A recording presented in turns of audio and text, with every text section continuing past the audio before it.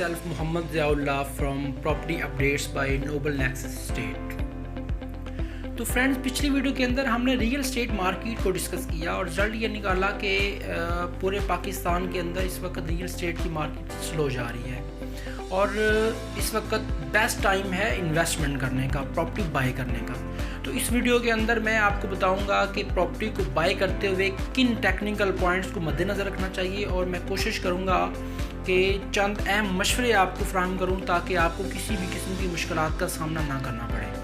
तो friends, property को bye करते हुए हमें जिन बुनियादी चीज़ों को मद्देनज़र रखना है उनमें पहला पॉइंट ये है कि प्रॉपर्टी का प्रीवियस जो रिकॉर्ड है वो क्लियर होना चाहिए। मतलब ये कि प्रॉपर्टी की जो ऑनरशिप है वो वाज़ेह होनी चाहिए। अगर आप कोई प्रॉपर्टी परचेज़ कर रहे हैं, बिलफर्ज आप एक प्लॉट परचेज़ कर रहे हैं और प्लॉट परचेज़ करते हुए आपके पास उसकी बाकायदा तौर पे ऑनरशिप सही तरह से डिक्लेयर नहीं कराई जा रही, आपको ऑनरशिप बाकायदा तौर पे वाज़ेह नहीं हो रही, तो वो प्लॉट या वो प्रॉपर्टी आपको कतन बाय नहीं करनी चाहिए। उसकी वजह ये है कि मे बी वो प्रॉपर्टी डिस्पोज हो और कल को वो प्रॉपर्टी या वो प्लॉट आपको अदालतों के चक्कर लगाने पे मजबूर कर दे।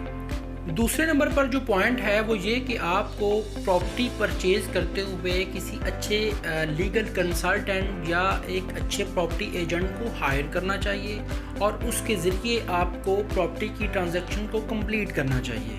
अहम बात इसमें यह है कि जो भी आप प्रॉपर्टी परचेज़ कर रहे हैं उसको आप फिज़िकली विज़िट ज़रूर करें, चाहे वो घर है, प्लॉट है या भी कोई भी कमर्शियल यूनिट है। और जो प्रॉपर्टी के पेपर्स हैं, डॉक्यूमेंट्स हैं या एग्रीमेंट्स हैं, वो आपको रेलिवेंट्स ऑफिस में जाकर उसको ज़रूर वेरीफाई करना चाहिए। फ्रेंड्स, तीसरे नंबर पर जो पॉइंट है वो ये कि आप जो प्रॉपर्टी बाय कर रहे हैं उसके डॉक्यूमेंट्स असली और कंप्लीट होने चाहिए, क्योंकि अक्सर अधूरे डॉक्यूमेंट्स के ऊपर आपको फोर्स किया जा रहा होता है कि आपको जो हम प्रॉपर्टी सेल कर रहे हैं वो बहुत ज़्यादा सस्ती प्राइस के ऊपर कर रहे हैं और उन प्राइस को देख के आप शायद परचेज़ कर बैठते हैं और बाद में आपको पता चलता है कि आपका प्लॉट या आपकी प्रॉपर्टी तो मॉर्गेज है। इसलिए आपको चाहिए कि आप ओरिजिनल लेटर डिमांड करें, जो टाइटल डॉक्यूमेंट होता है जिसको हम अलॉटमेंट लेटर कहते हैं, और बाद में उसको भी ज़रूर वेरीफाई करें। तो नाज़रीन, चौथे नंबर पर जो मेरा पॉइंट है वो ये कि जिससे आप प्रॉपर्टी बाय कर रहे हैं या जो प्रॉपर्टी बेचने वाला है उसके पास प्रॉपर्टी को सेल करने के राइट्स मौजूद हैं,